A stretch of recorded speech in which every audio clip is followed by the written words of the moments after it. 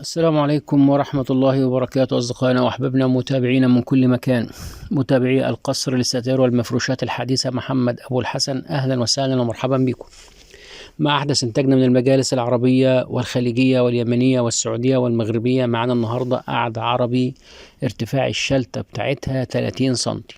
الشلتة اللي بنقعد عليها دي ارتفاعها 30 سنتي، والشلتة دي عبارة عن قطعة سفنج واحدة، مش 3 قطع فوق بعض زي ما بعض الناس بتتخيل او يتهيأ لها ان دول 3 قطع دول 3 شلت فوق بعض. لا، دي قطعة سفنج واحدة، واحنا مقسمين صدر الشلتة من قدام اللي بنقعد عليها دي، مقسمينها على 3 دوران من قدام، بس على 3 دوران، لكن هي قطعة سفنج واحدة، شلتة قطعة واحدة بس.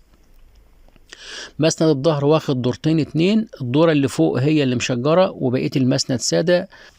الدورة اللي فوق اللي هي المشجر، الدور اللي فوق بالوش اللي فوق القماش الكتاني البوكيه المشجر، والدورتين اللي تحت بتوع الشلتة البيج السادة.